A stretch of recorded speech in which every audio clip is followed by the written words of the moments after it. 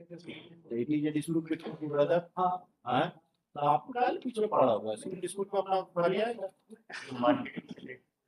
Under ये हमको application देने में दुकान करवा दीजिए।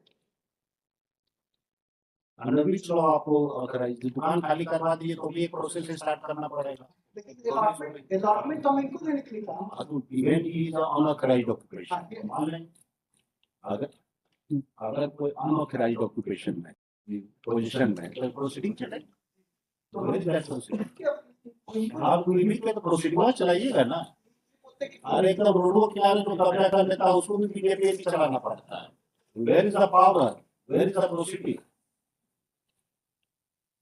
Where is the power, where is the proceeding. अगर आप ज्यादा बोलिएगा तो हम ज्यादा अंदर चले जाएंगे, तो क्या करना है। Where is the notice.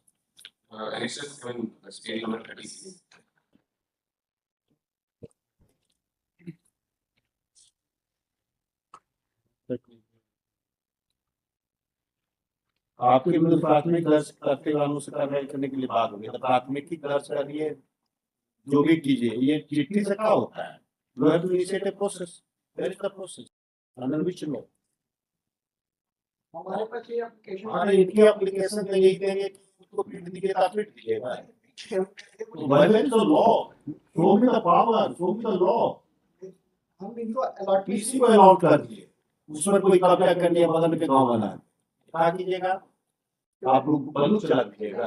You have you any power, इधर आपके पास अगर पावर है तो आपके पास पावर है, नहीं पावर है तो आप सिविल अथॉरिटीज को अप्रोच कीजिएगा, नहीं तो आप आपके पास स्टेट अथॉरिटी है उसके पास पावर है, गेट सॉ वेकेटेड, ऐसा पावर रहता है, होना चाहिए पावर।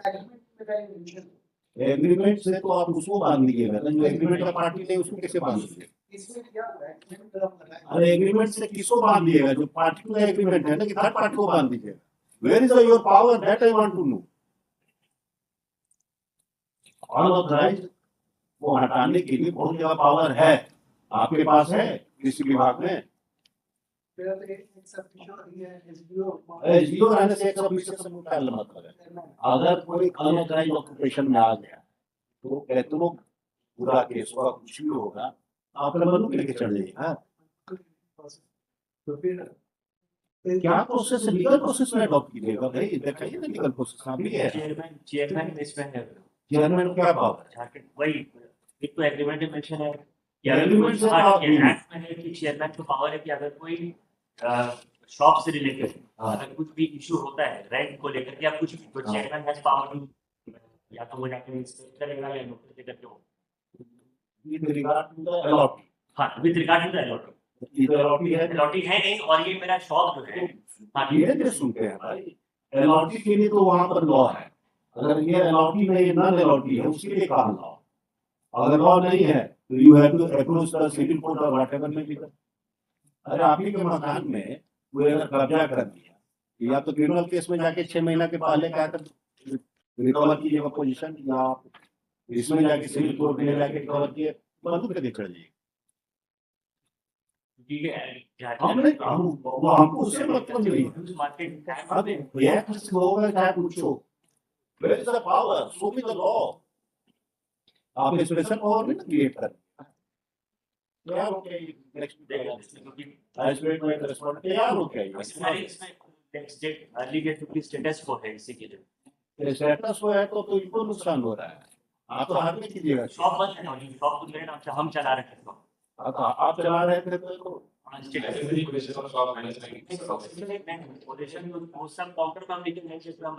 आपका पोजीशन में तक आप कंप्लेंट है की, कंप्लेंट की, क्योंकि हम इनको कुछ दिन के लिए खरीदिए, क्योंकि हम मेरा एनजीओ का था दिए थे दिए, और फिर ये जो है फिर कंप्लेंट वो काहे किए, वो आप लॉक करके फिर चले गए ना, दुकान लॉक किए, फिर हम कंप्लेंट किए, आप लॉ दिखाइए ना, उस पे हम वो पूरे खरीद